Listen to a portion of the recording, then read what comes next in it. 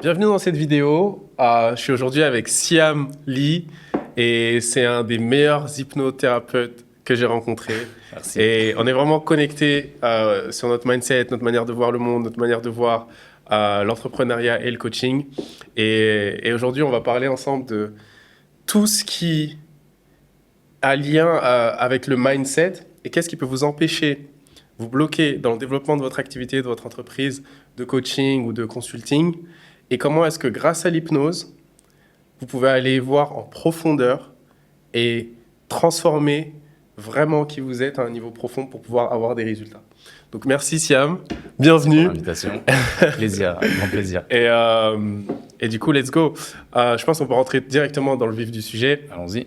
Et parler en fait des problèmes que moi je rencontre avec mes coachés et de comment est-ce qu'ils peuvent avoir des clés concrètes sur comment est-ce qu'ils peuvent débloquer ça. Et bien sûr, ceux qui veulent aller plus loin, ils pourront toujours aller plus loin. Vous pouvez contacter Siam, il y aura le lien en dessous de la vidéo. Il a plein de programmes, plein de formations, etc. qui peuvent vous aider à approfondir sur ce sujet-là. Donc, une des plus grosses problématiques que moi j'ai avec mes coachés, c'est que je leur dis quoi faire, ils savent exactement quoi faire, mais au moment de le faire, il y a des choses qui bloquent. Ouais. Il y a de la procrastination, il y a de la peur, il y a de l'hésitation, il y a du doute. Donc, comment est-ce qu'ils peuvent dépasser ça à un niveau profond et que ce soit permanent? Tu vois, c'est vraiment ça le truc, parce que des fois, ils peuvent être motivés pendant un certain temps, une semaine, 2 semaines, et puis quand il y a trop de difficultés, il y a trop de challenges, c'est trop dur, ça redescend. Ouais. Et ils reviennent sur leur moi d'avant. En fait. Ouais, je comprends. Je comprends et c'est complètement normal. Et je pense que justement, c'est là où l'hypnose, la compréhension du cerveau, de la neuroscience et de comment en fait on fonctionne et aussi comment nos émotions, parce que vous allez voir que tout ça en réalité, c'est lié à nos émotions, c'est lié à notre manière dont notre cerveau processe un petit peu le challenge ou ce qui se passe dans notre vie. Et je connais très bien ce problème parce que j'accompagne justement beaucoup d'entrepreneurs, beaucoup de coachs. Et ce que tu me décris, j'ai envie de dire, je pense que c'est juste le number one. Ce que j'ai envie de dire aux gens qui nous écoutent, c'est si ça vous arrive, c'est normal. Donc de ne pas s'inquiéter. On est tous passés par là. Mais maintenant, il va falloir le dépasser. Ça, c'est sûr. Parce que je pense qu'il y a quelque chose d'essentiel. C'est que si l'entrepreneuriat, finalement, si on ne se confronte pas un petit peu à nos peurs, à nos émotions, à toutes ces choses-là, oui, on va revenir dans notre zone de confort, on va revenir un petit peu là où ça nous fait moins peur. Et c'est essentiel d'aller à un moment se confronter à pourquoi on ressent certaines émotions ou pourquoi on ressent ces peurs qui nous font revenir en arrière. La chose number one, j'ai envie de dire, c'est justement d'aller faire ce travail de guérison sur nos blessures émotionnelles. Quand par exemple tu es coach ou tu es entrepreneur et tu te vois qu'il faut que je mette une action en place. Par exemple, je sais pas, créer du contenu. Et tout d'un coup, qu'est-ce qui se passe? La majorité des temps, c'est qu'est-ce qu'on va dire de moi? Yes, le regard des autres. Voilà, le regard des autres. Ah, mais si je dis ça dans mon content où je parle de ce sujet, est-ce que je vais pas me faire, entre guillemets, lyncher? Est-ce que les gens vont pas se mettre à tout d'un coup, tu vois, à me critiquer? Et ça, c'est la peur number one, j'ai envie de dire, la peur d'être rejeté, la peur d'être jugé, qui est complètement normal parce que en tant qu'être humain, en fait, on a appris à évoluer et à survivre dans ce contexte où il faut qu'on soit accepté par un groupe. Il faut que les autres nous valident parce qu'on va avoir la protection, j'ai envie de dire, de la tribu. Et ça, c'est un mécanisme de survie qui est très puissant à l'intérieur de l'être humain et qui continue à être présent dans notre société moderne puisqu'on a appris à évoluer comme ça. Mais aujourd'hui, en tant qu'entrepreneur et en tant que leader, justement, on est là pour dire des choses. Et vous allez voir dans ce podcast, on est là pour dire des choses qui cachent. Des choses que les autres personnes, peut-être, la majorité des gens... n'osent pas dire. Ouais, n'osent pas dire. Ça les dérange, ouais. Exactement. Et être un leader ou être un bon coach ou un bon entrepreneur, c'est apporter des idées nouvelles, justement. Donc, c'est important d'aller faire ce travail. Donc, ce qui peut vous aider, c'est vraiment d'aller vous confronter à vos émotions et de faire ce travail de guérison. C'est essentiel. Yes, OK. Et du coup, par rapport à ce travail de guérison, j'ai envie d'aller un peu plus en profondeur là-dessus, tu vois. C'est quoi les étapes pour toi, justement, qu'elles doivent traverser pour vraiment arriver à la guérison? Par rapport à, tu vois, des blessures émotionnelles qui peuvent les bloquer dans leur développement en tant qu'entrepreneur. Et après, bon, parlons de ça d'abord. Tu vois, c'est quoi les étapes? Ouais, c'est ça. Super question, parce qu'il y a beaucoup de confusion. Je l'ai vécu dans mon parcours de guérison, je le vois tous les jours. Les gens comprennent très mal, pensent déjà, il y a une fausse croyance dans le milieu du coaching, dans ce milieu-là, c'est qu'on ne peut pas vraiment guérir de nos traumas, on ne peut pas vraiment guérir de nos blessures émotionnelles. Et ça, je suis désolé, je vais dire des choses qui fâchent et je m'en fiche, c'est faux. On peut guérir de nos traumas, on peut guérir de nos blessures émotionnelles, sinon quel est le but de notre vie?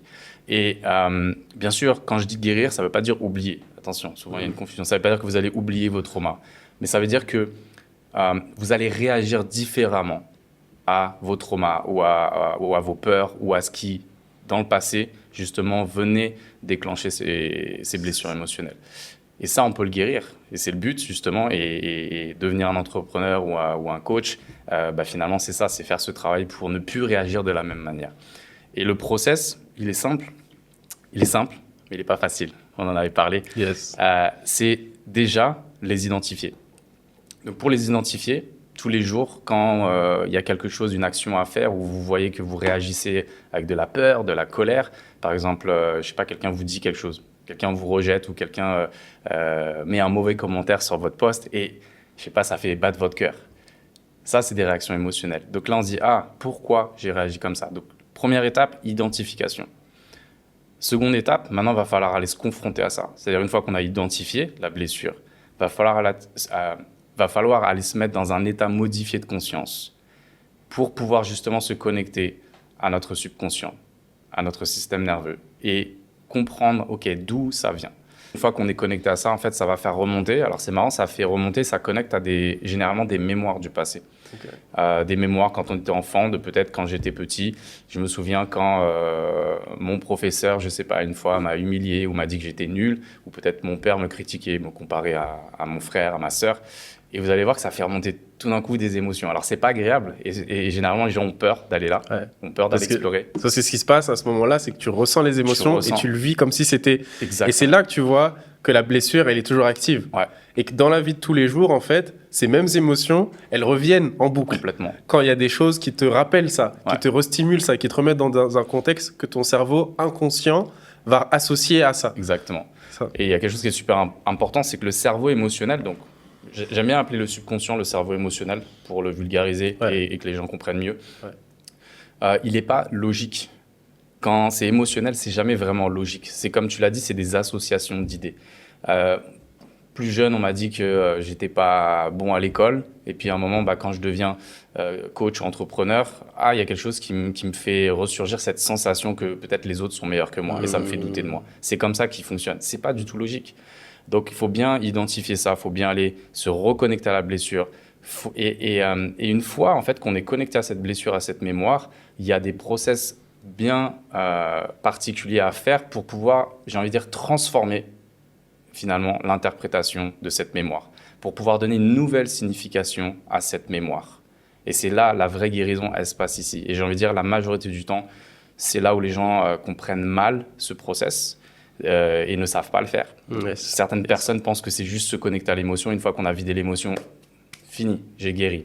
Non, grave erreur. C'est même dangereux parce qu'en fait, on fait que renforcer finalement ce sentiment et on n'a pas donné une nouvelle signification finalement à cette mémoire. En gros, ce qui manque, quand tu fais que la moitié du travail, c'est de créer des nouvelles connexions neuronales et de créer en gros un nouveau conditionnement, un nouveau réflexe. Une nouvelle perception des choses, de qu'est-ce que ça signifie, etc. etc. Exactement. Okay. Un nouveau, comme tu l'as dit, une nouvelle perception. En fait, on change l'histoire. C'est quand j'étais petit, on m'a critiqué, on m'a dit que j'étais nul, mais finalement, c'est réalisé. Attends, quand on me l'a dit, quand mon père me l'a dit, en fait, peut-être que lui, son intention à ce moment-là, c'était, il pensait bien faire.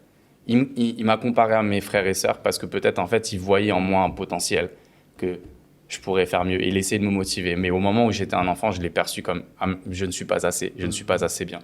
Et on transforme la blessure. Tiens, là, tu arrives sur un truc dont j'ai vraiment envie qu'on parle. Ouais. C'est le je ne suis pas assez. Ouais. C'est number one, j'ai envie de dire. Tu vois, est-ce que tu peux juste parler un peu de ça et comment est-ce que, pour le ramener à quelque chose de pratique, tu vois, comment est-ce qu'en tant qu'entrepreneur, ils peuvent surmonter ce sentiment, cette émotion et le mettre au service de créer la vie qu'ils veulent et le business qu'ils veulent.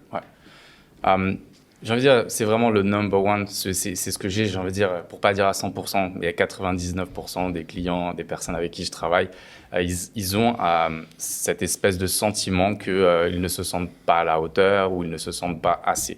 Et ça vient un peu de notre éducation, parce que malheureusement, la majorité du temps, les adultes nous éduquent en nous montrant ce qui n'est pas bien. On pointe du doigt, « Ah, t'as pas eu une bonne note à l'école, t'aurais pu faire mieux », au lieu de nous encourager. Et en fait, le cerveau, justement, émotionnel, malheureusement, on n'a pas compris qu'il a besoin de support, de soutien et d'encouragement. Donc, si vous avez des enfants, je vous encourage, au lieu de montrer ce qui ne va pas, enfin, c'est bien de le signaler, mais de montrer comment on peut faire mieux et de montrer la direction à prendre. Le cerveau, il a besoin d'une direction. Et ça, c'est quelque chose de super important. Malheureusement, quand on n'a pas eu enfant, il va falloir faire ce travail, justement, en guérissant ses blessures émotionnelles. Travail de reprogrammation, donc quelque chose qui peut être intéressant, si vous faites de la méditation, c'est de vous mettre dans cet état un petit peu méditatif. L'idée, c'est juste de ralentir, on va dire, le rythme cardiaque, de respirer profondément. Et à un moment, justement, d'aller se raconter des nouvelles histoires. Mais c'est quelque chose qui se fait sur la répétition.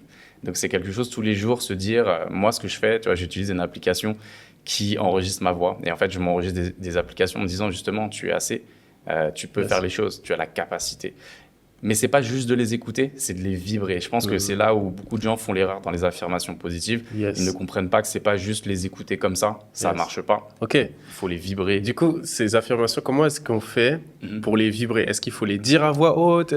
C'est quoi le process pour pas juste les écouter, mais vraiment que ce soit un truc qui t'intègre? Ouais. En fait. Alors, c'est ce qu'on a dit juste avant. Déjà, il y a une chose essentielle, c'est...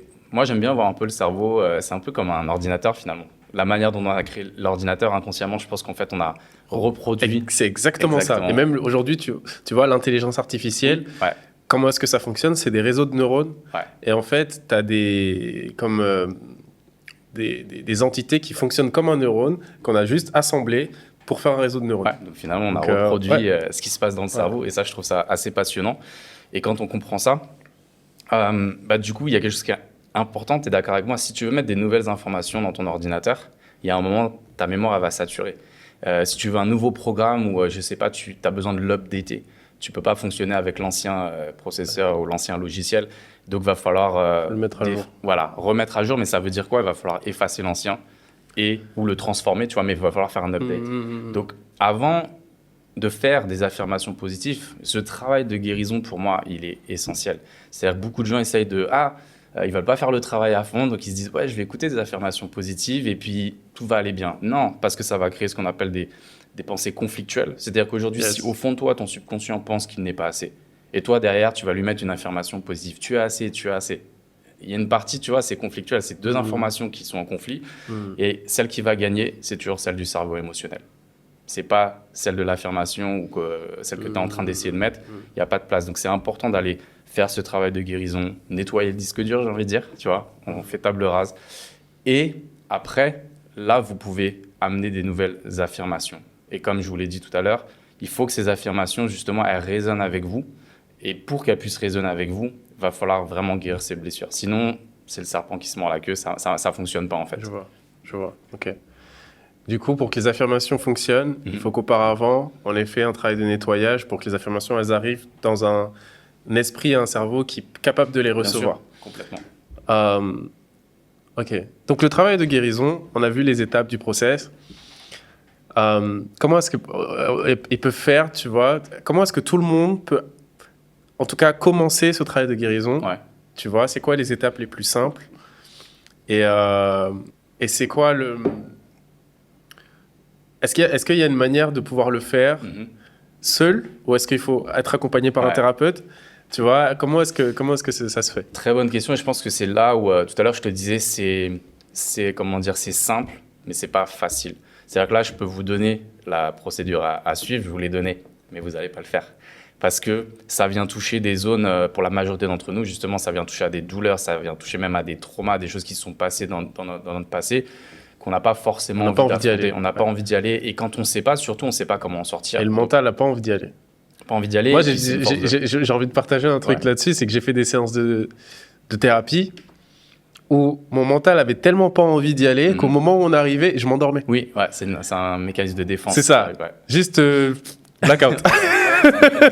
Un mécanisme de défense du cerveau, et qui est certaines personnes qui font de l'hypnose en fait s'endorment. Donc c'est ça aussi le but, ou même quand on fait de la méditation, beaucoup d'entre vous, vous allez vous endormir parce que justement c'est une espèce de mécanisme de bypass, c'est-à-dire qu'on skip, comme on va dire en français, on va sauter le process pour pas y aller. Donc c'est pour ça que pour moi, en tout cas au début, il faut se faire accompagner par quelqu'un qui connaît le process, qui va pouvoir vous guider et vous tenir dans cet espace. Aujourd'hui, plus justement, dans ma profession, plus j'ai d'expérience et plus je me rends compte à quel point c'est important justement d'avoir quelqu'un pour tenir cet espace. Et finalement, notre travail en tant que thérapeute, c'est pas nous qui allons guérir la personne, ou même en tant que coach, on va pas transformer la personne. On est là pour tenir un espace, pour donner un cadre. Et ça, c'est tellement précieux et ça a une valeur tellement importante.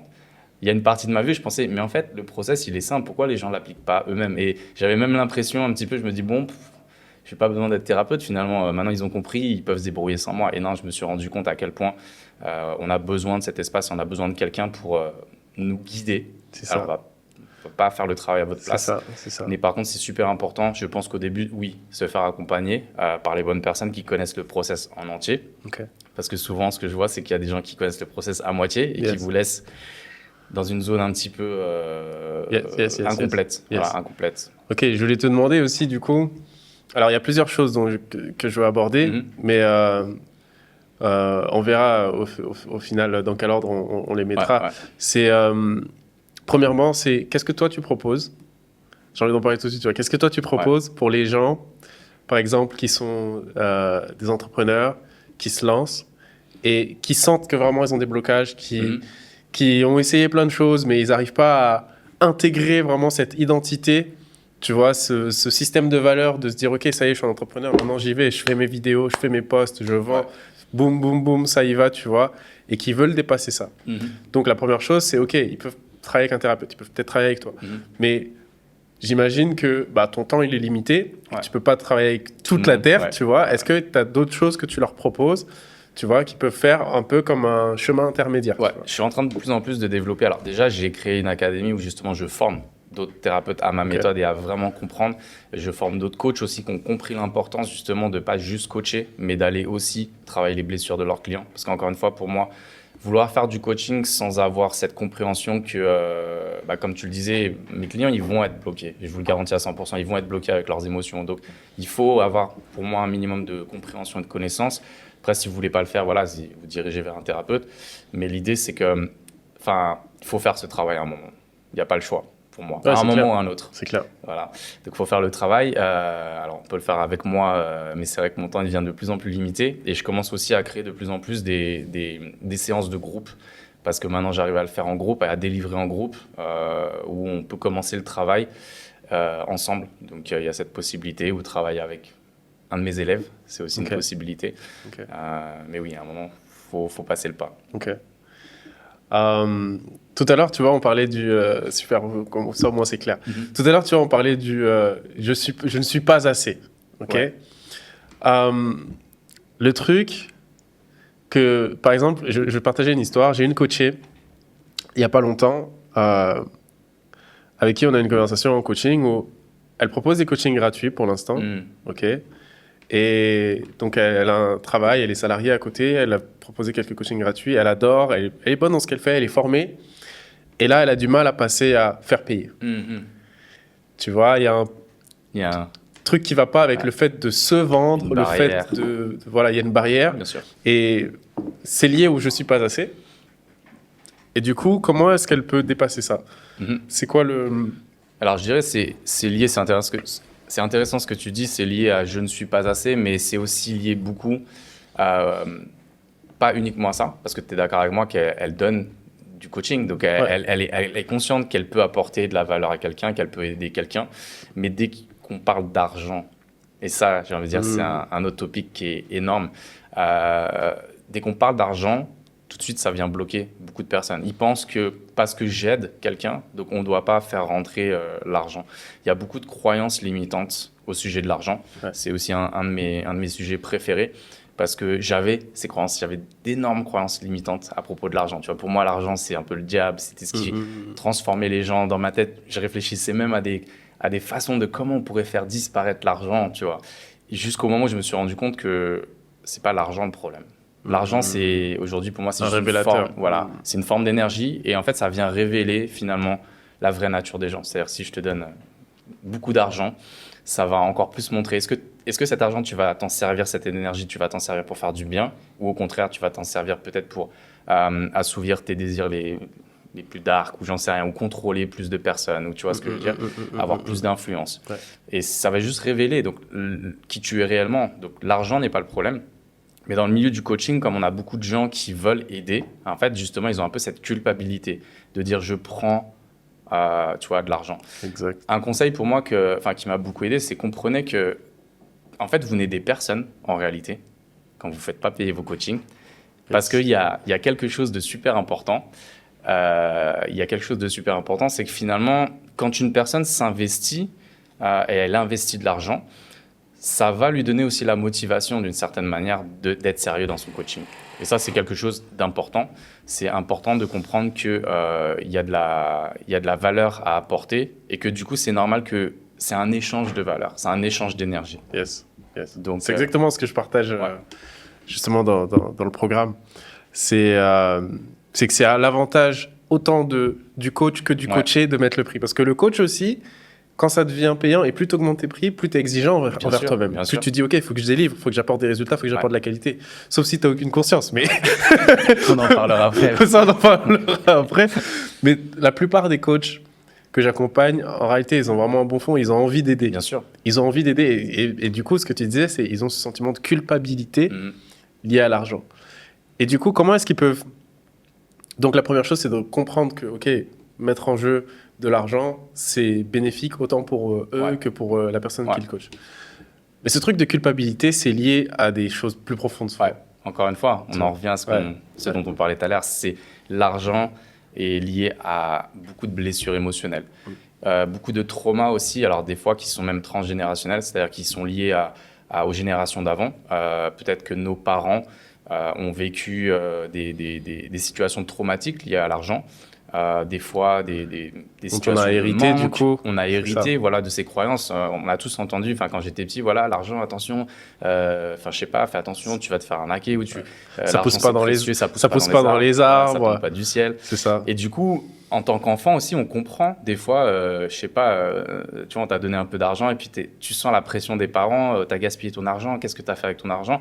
Ça vient créer plein encore de fois de choses émotionnelles à l'intérieur de nous et on comprend aussi l'argent dans notre société d'aujourd'hui, c'est lié à la survie. Et donc en fait, plus que l'argent, c'est ce sentiment, cette peur de ne pas survivre, tu vois, qui vient traumatiser les gens et qui vient les bloquer, leur faire peur. Il y a beaucoup de contrôle par rapport à l'argent. Je veux dire, regarde l'histoire que l'on a héritée par rapport à l'argent. Les gens qui ont beaucoup d'argent, tu vois, c'est les mauvais. Il y a la Révolution française. C'est ça. Donc il y a plein de ce rapport de les gens qui ont de l'argent, c'est soit qui sont malhonnêtes, soit ils exploitent les autres, etc. Et donc, on n'a pas envie d'être ça, forcément. Et encore une fois, il faut aller guérir. Et là, l'argent, c'est vraiment, si on veut dépasser ça, c'est aller guérir nos blessures émotionnelles qui sont liées ou nos traumas transgénérationnels qui sont liés, encore une fois, à cet argent, pour nous enlever cette culpabilité. Moi, j'avais du mal, je me souviens, en début de ma carrière, juste faire payer, j'ai envie de te dire 50, 70 euros, 100 euros, ça me paraissait waouh. Qui va me payer ça aussi? Il y a ce lien, c'est qui va me payer ça. La projection, du coup, après, de sa relation à l'argent vers les autres. Ouais. Alors qu'en fait, si tu regardes bien, tu réfléchis, quand tu travailles avec quelqu'un qui te délivre de la valeur, c'est-à-dire si aujourd'hui, toi, tu me permets, je ne sais pas, de devenir un meilleur coach, un meilleur thérapeute, ou tu me permets de développer mon business, d'impacter plus de monde, d'avoir la capacité justement d'élever les consciences des gens. Mais en fait, pour moi, te payer, c'est limite, c'est normal. Des fois, en fait, on a envie, nous, de payer. On n'a pas envie d'avoir un service gratuit. Bien sûr. Donc, mettez-vous à la place de ces gens-là. Finalement, vous leur faites quelque chose de gratuit, mais ils n'ont pas envie de recevoir ce truc gratuit parce qu'ils savent très bien qu'ils ont envie aussi de vous montrer qu'ils sont reconnaissants par rapport à ce que vous leur délivrez. C'est ça, exactement.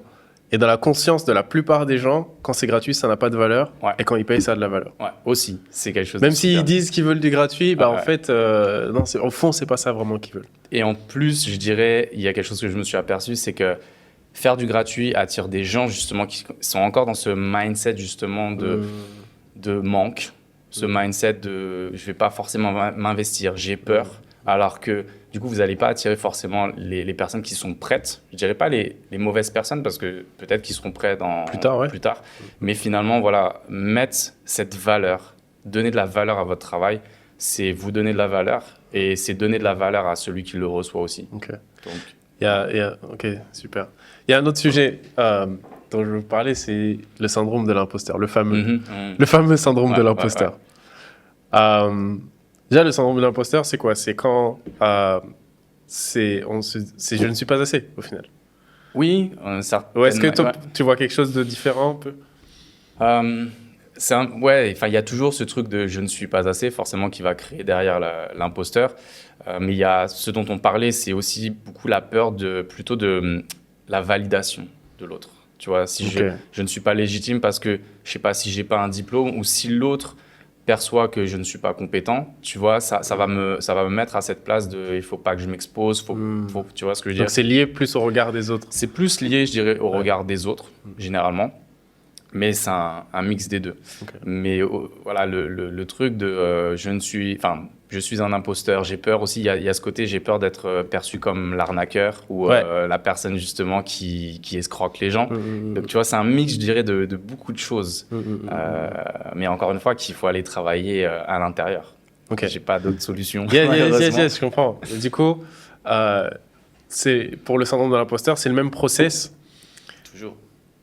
Ok, donc c'est aller voir quand est-ce que... On se sent imposteur. On se sent imposteur et à quoi ça ramène comme mémoire.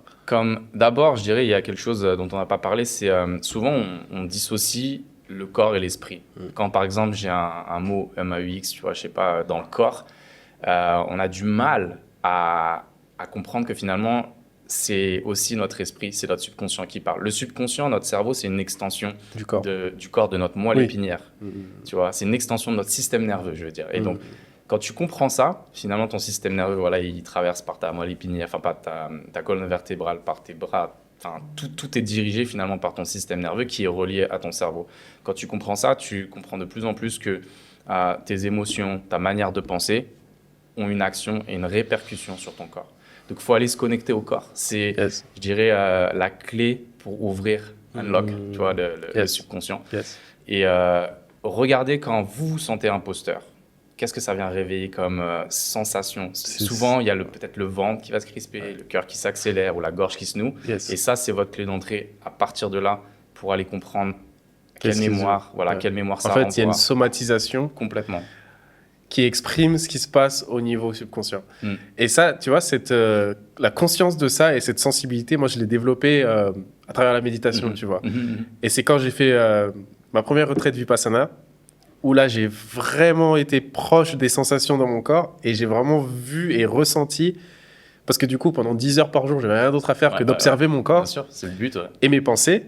Et je voyais le lien direct entre « Ah, mais je viens de penser à ça, et là, tac, ça se crispe ici. Ah, mais là, je viens de penser à ça, ah, mais tiens, ça me fait du bien, ça s'ouvre. » Et du coup, à chaque fois, je voyais le lien directement entre ce qui se passe au niveau mental, ce qui se passe au niveau émotionnel et ce qui se passe au niveau physique. Et cette sensibilité, en fait, elle peut être plus aiguisée, en fait, parce que la plupart des gens n'en ont même pas conscience. Ils ressentent même pas ce qui se passe en eux. Bien sûr. C'est juste, ça se passe, ils sont là, ils réagissent, mais il n'y a pas de conscience dessus. Du coup, qu'est-ce que tu conseilles déjà pour que les gens puissent déjà avoir plus conscience de ce qui se joue en eux avant d'aller même plus loin, tu vois?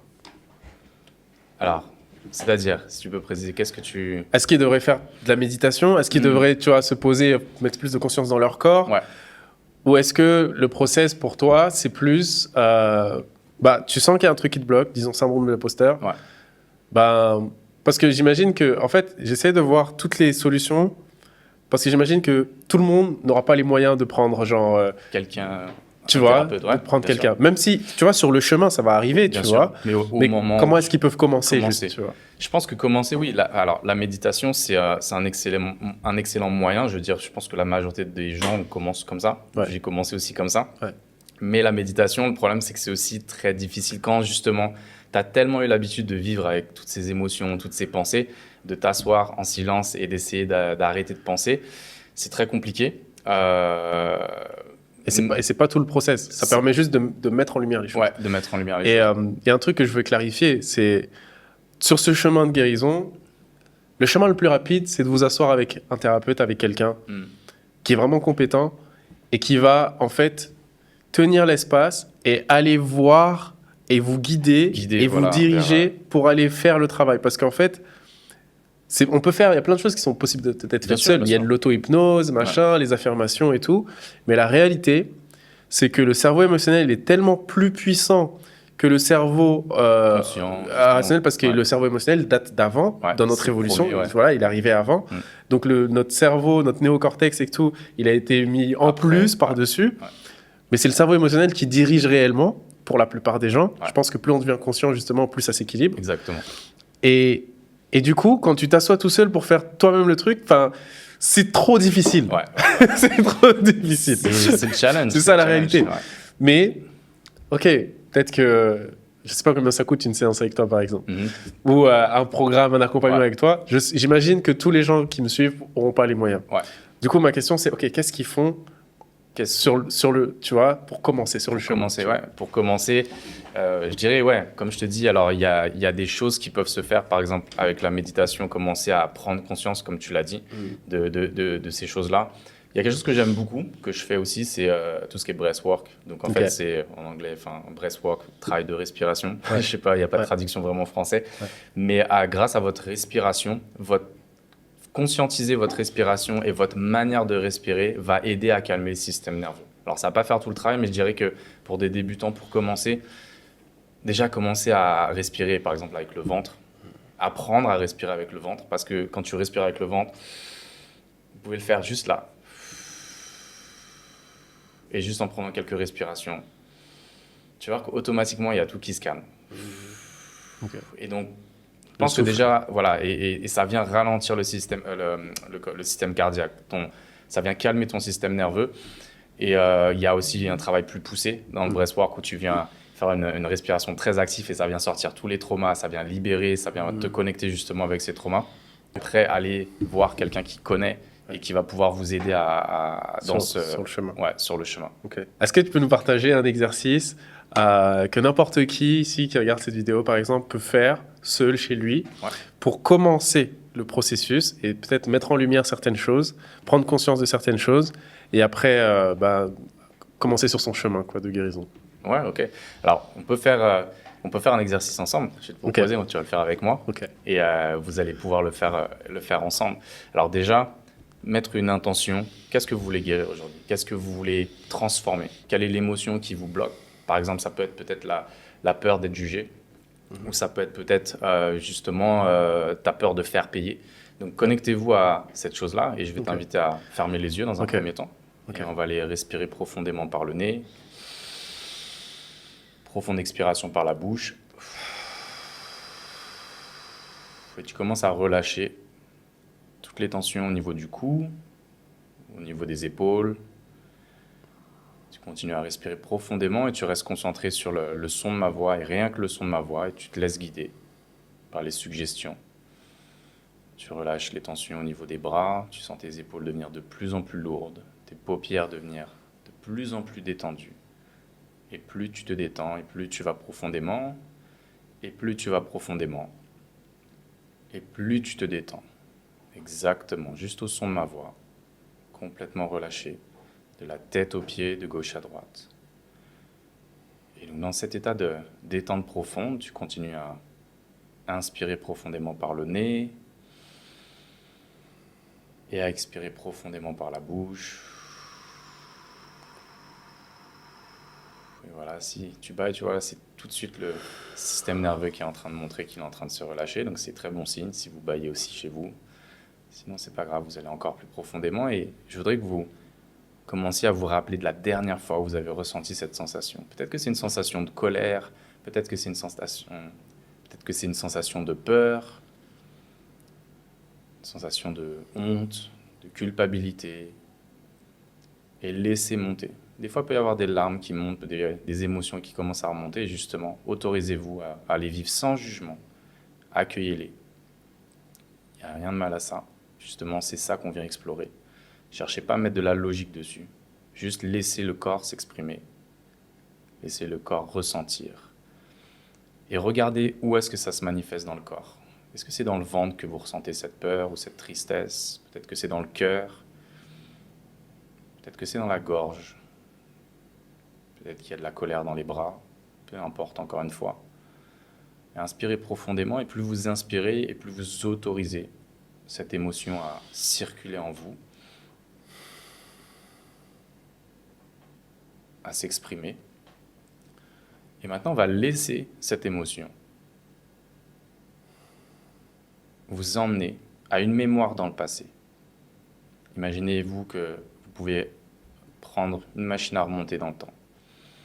Et vous allez laisser cette émotion vous amener à une mémoire, à une époque de votre vie, la plus symbolique pour cette émotion.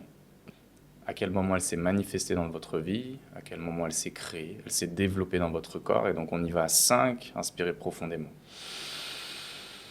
À 4, vous remontez dans le temps très rapidement.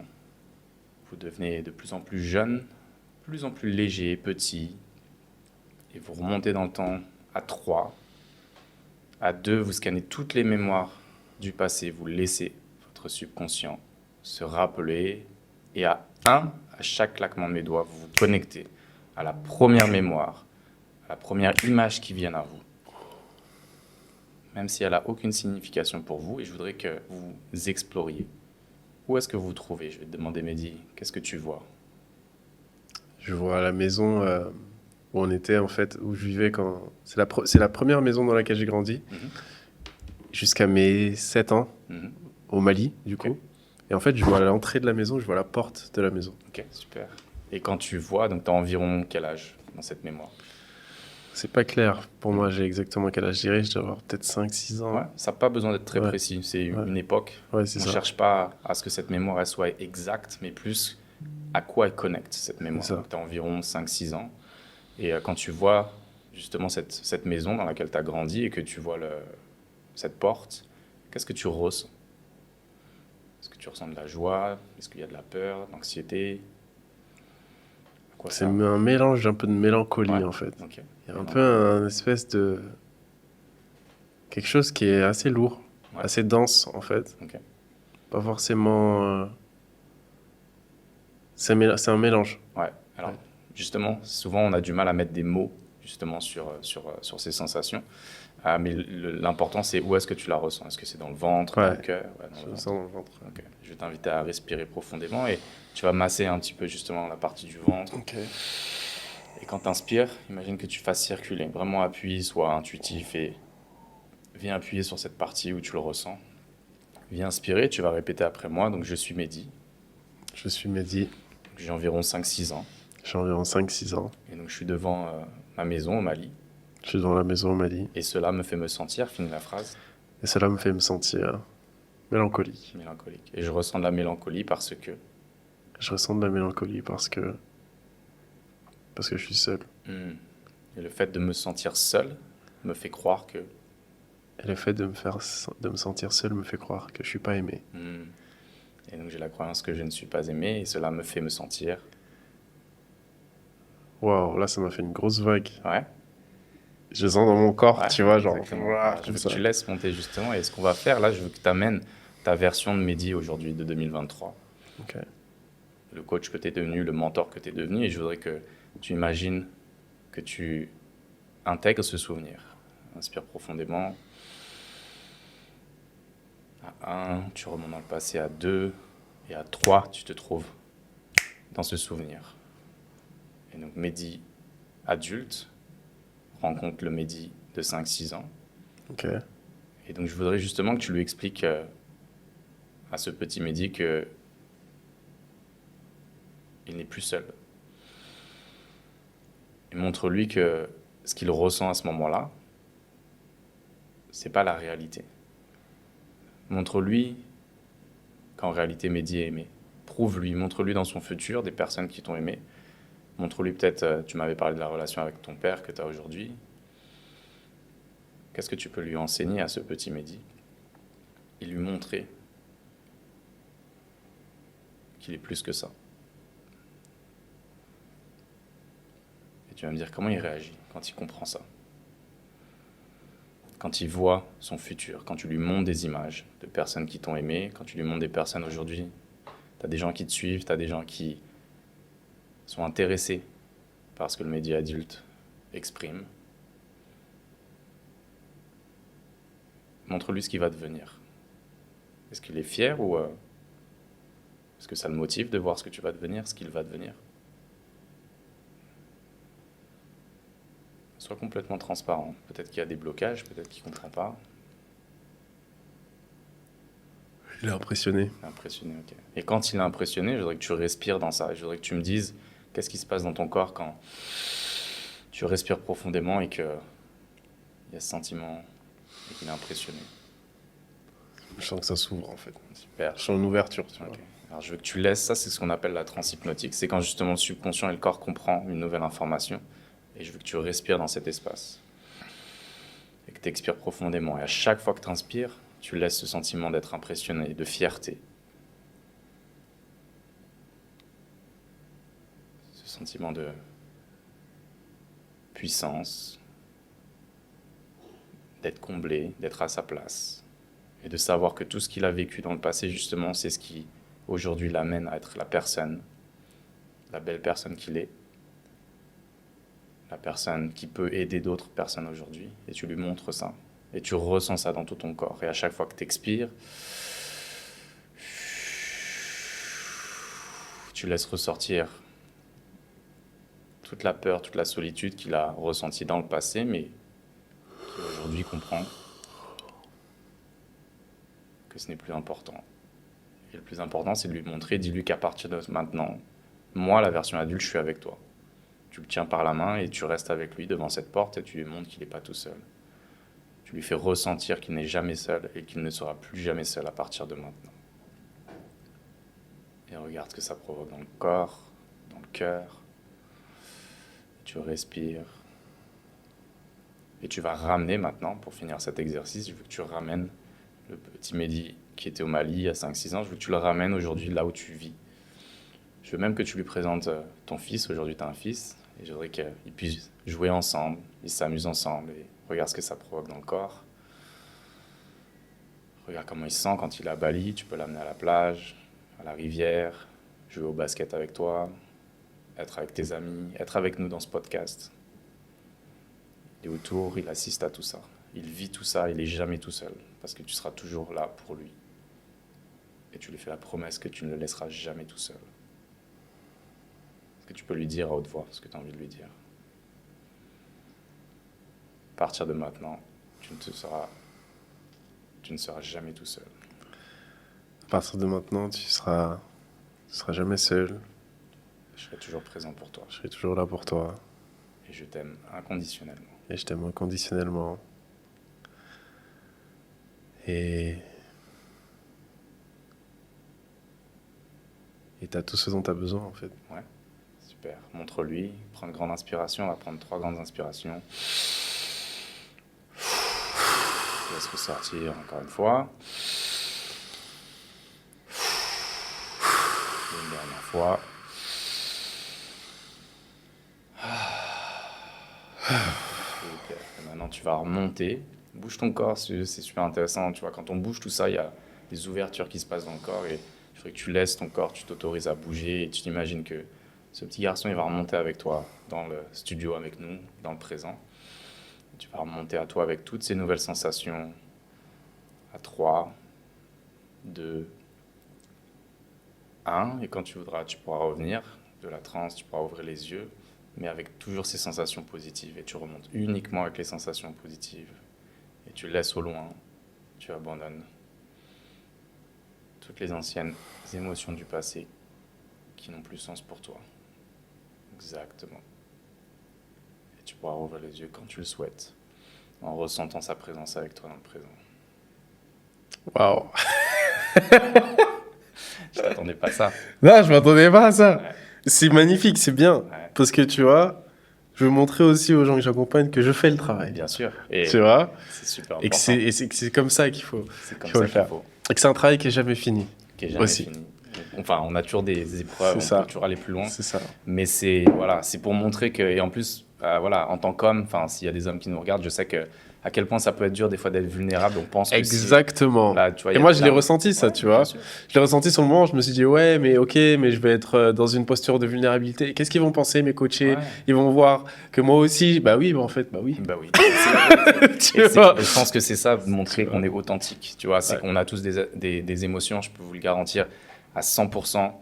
Tu peux être bodybuilder, tu peux C'est ça. être le mec qui a l'impression d'être super scary ou le plus gros voyou du monde. Je te C'est garantis que tu as été un enfant blessé. C'est ça. Et qu'aujourd'hui, généralement, c'est pour ça que ces gens-là deviennent, tu vois, assez, comment Ouais. dire, Rigide, un peu, ouais, pour Voilà. C'est pour cover up un cover, peu. ouais, Ouais, c'est ça. pour protéger leurs blessures. Mais à l'intérieur, et quand tu fais ce travail-là, c'est le seul travail pour moi, honnêtement, qui est libérateur. Et sur le long terme, tu vois, c'est pas du bullshit. C'est pas ce que on va te dire, c'est pas de la théorie, c'est de la pratique. Et tu rewires, donc tu crées des nouvelles connexions au niveau de ton système nerveux, des neurones dans ton cœur, parce qu'on a des neurones aussi dans le cœur, maintenant on sait, dans ton cerveau, Ils dans sont ton liés, subconscient. ouais.